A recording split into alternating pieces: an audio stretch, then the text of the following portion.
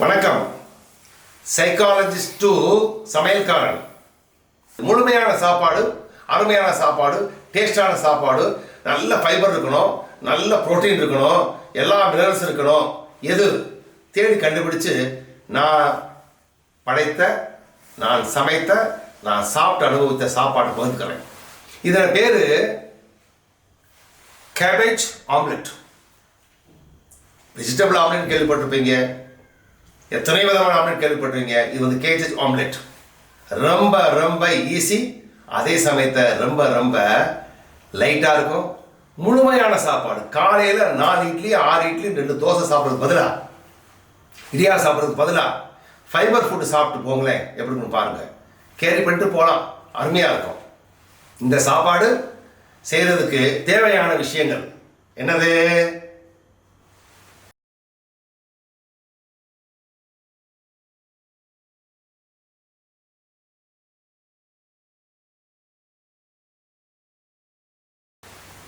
Cabbage தேவையானது நீங்கள் எப்படி வச்சுக்கலாம். பாதியாக போடலாம், முழுமையாக போடலாம். இது நாட்டு முட்டை, 3 முட்டை. ஓகேங்க. இன்னும் உயிர் பார்க்கணும்னா இது வந்து கேப்சிகம். காரம் அதிகமாக இருக்காது, ஆனால் குவான்டிட்டி கூட்டுறதுக்கான தேவை இருந்தால் போடுங்களே, விட்டுடலாம். கொத்தமல்லி, சின்ன வெங்காயம், பச்சை மிளகாய், இஞ்சி, இவ்வளோதாங்க. அதுக்கு தேவையான ஏதாவது ஒரு எண்ணெய், உங்களுக்கு இஷ்டப்பட்ட எண்ணெய். நான் வந்து ஒரு எண்ணெய் யூஸ் பண்ண சொல்ல வேண்டாம், நான் ஒரு எண்ணெய் யூஸ் பண்ணிக்கிட்டு இருக்கேன். குருமிளகு பொடிங்க, அப்புறம் மஞ்சள் பொடி, தேவையானதுக்கு உப்பு. ஓகேங்க. இதெல்லாம் தேவையானது. எப்படி பண்ணணுன்றத சொல்லிடுறேன். முதல்ல இந்த கேபேஜ் எடுத்துகிட்டு போய் கட் பண்ணி ஃபைன் சாப், எல்லாத்தையும் ஃபைன் சாப்னா ரொம்ப பொடிசா, ரொம்ப பொடிசா கட் பண்ணணும். அதே மாதிரி இதையும் ரொம்ப பொடிசா கட் பண்ணணும். எல்லா வெங்காயம் சொன்ன ஐட்டத்தை எல்லாத்தையும் கட் பண்ணிட்டு சூப்பர் கட்டிங் முடிஞ்ச உடனே அதில் தேவையான மஞ்சள் பொடி, குருமிளகாய் பொடி, உப்பு எல்லாம் போட்டு நல்லா வதக்கணும்.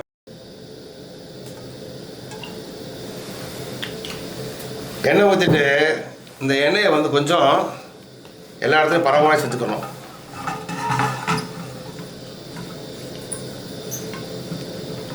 ஓகேங்க. நல்லா ஞாபகம் வச்சுங்க.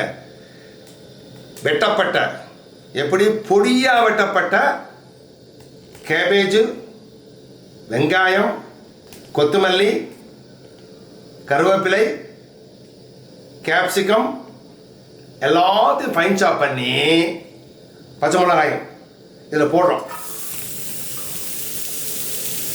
ஃபைன் சாப் பண்ணதை இதில் போடுறோம். போட்டு அப்படியே லேசாக வதக்குறோம்.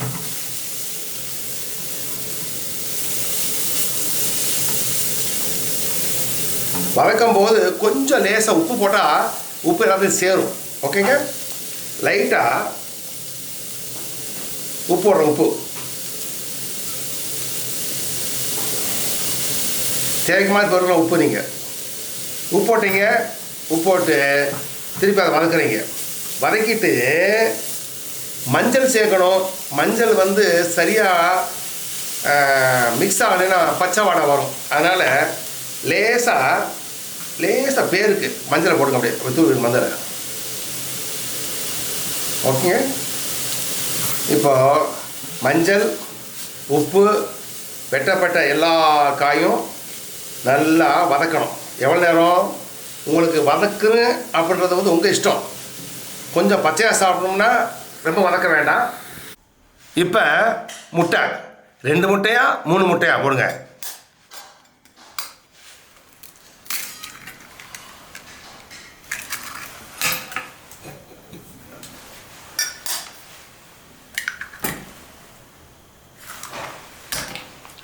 முட்டை வெட்டியாச்சு. இந்த முட்டையை நல்லா ஸ்மாஷ் பண்ணணும். ஸ்மாஷ் பண்ணிவிட்டு நல்லா பண்ணும்போதே என்னென்ன போடணுமோ போட்டுக்கலாம். நம்ம இதில் தேவையான சேர்த்துக்கலாம். ஸ்மாஷ் பண்ணிவிட்டு இப்போ என்ன பண்ண போகிறோம்? வதக்கின முட்டைக்கோசு, கொத்தமல்லி, வெங்காயம், பச்சை மிளகா போட்ட வதக்கின அதை கொண்டு வந்து இதில் மிக்ஸ் பண்ண போகிறோம். ஓகேங்க. உடனே போடல, ஆற வச்சு போட்டிருக்கோம். சூடே இருக்காது. சூடு இருந்தால் தண்ணி விட்டுரும். அதனால் முடிஞ்சது. இதில் முடிஞ்சிட்டு இப்போ என்ன பண்ணுறோம், திருப்பி இதை அடிக்கிறோம்.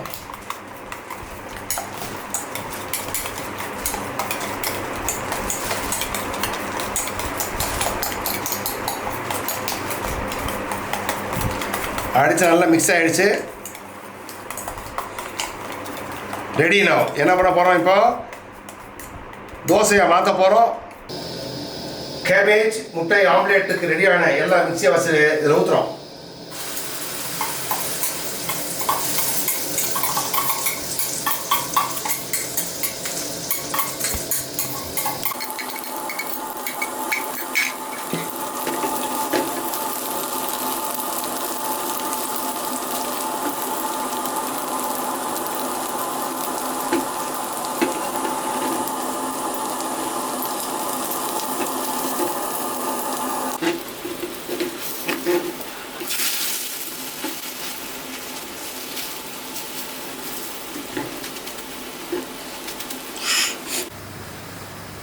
ஆம்லேட் ரெடி ஆயிடுச்சுன்னு பார்க்கறது பாருங்க.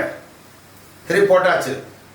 நல்லா வேக வைக்கணும். ஒரு திருப்பி போட்டுக்கலாம், அல்லது ஸ்மாஷ் கூட பண்ணிக்கலாம். தேவை இருந்தால் உடச்சி விட்டுக்கலாம். இது தோசை மாதிரி இருக்குது. திருப்பி என்ன போடலாம், 2 தடவை போட்டுக்கலாம். நீங்கள் செகண்ட் டைம் தேர்ட் டைம் போட்டுக்கலாம்.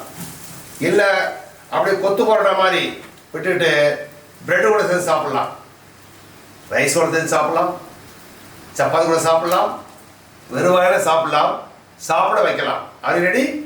எப்படி பாருங்க, வாயில் வச்சு வருது. ஓகேங்க. All the best. என்ஜாய்.